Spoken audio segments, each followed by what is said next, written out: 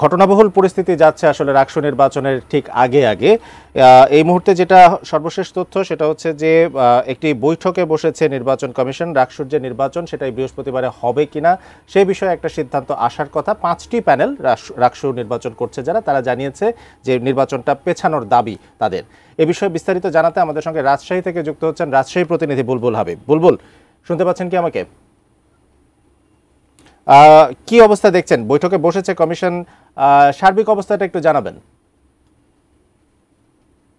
যে সারা আমাদের রাজশাহী বিশ্ববিদ্যালয় ক্যাম্পাসে একটা অস্থিতিশীল পরিবেশ তৈরি হয়েছে এবং নির্বাচনের সামনে এরকম একটা কমপ্লিট শাটডাউনের মতো কর্মসূচি, সেই কর্মসূচির কারণে পুরো বিশ্ববিদ্যালয়ে এক ধরনের স্থবিরতা সেটা নেমে এসেছে। বিশ্ববিদ্যালয় দুদিন আগেও যেরকম একটা উৎসব মুখরতা ছিল, প্রার্থীদের প্রচার, পুরো ক্যাম্পাস উৎসব মুখর হয়ে উঠেছিল এবং সেটা কিন্তু একদমই স্থিমিত হয়ে গেছে এবং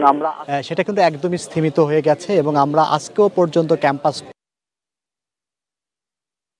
5টি প্যানেলের প্রার্থীরা তারা দাবি করেছেন যে বেশিরভাগ ভোটার আসলে তারা মেসগুলো থেকে এবং হলগুলো থেকে চলে যাচ্ছেন।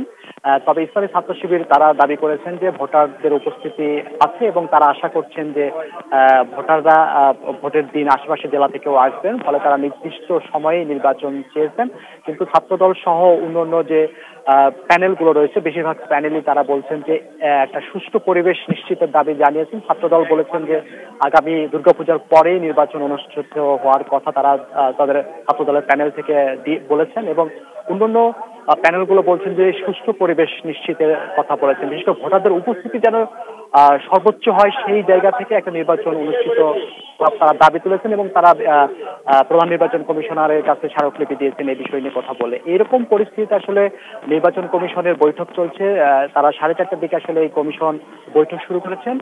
আমরা এখানে এই রাকসু কোষাধ্যক্ষের কার্যালয়ের আশেপাশে এখানে আমরা দেখেছি যে সব গণমাধ্যম কর্মীরা যেমন উপস্থিতি আছে এবং সব প্রার্থীদের বেশিরভাগ প্রার্থীরাও কিন্তু এখানে এসে উপস্থিত হয়েছেন এবং সবাই কিন্তু এই নির্বাচন কমিশনের যে বৈঠক সেই বৈঠকের দিকে তাকিয়ে আছেন যে আসলে সেখান থেকে কি ধরনের ফলাফল আসে, যে আসলে ঘোষিত সময় অনুযায়ী আগামী 25শে সেপ্টেম্বরে নির্বাচন অনুষ্ঠিত হবে না নির্বাচন পিছিয়ে পূজার পরে অনুষ্ঠিত হবে, সেরকম একটা দোলাচাল কিন্তু একটা তাকিয়ে আছে সবাই আসলে এই নির্বাচনের কমিশনের দিকে।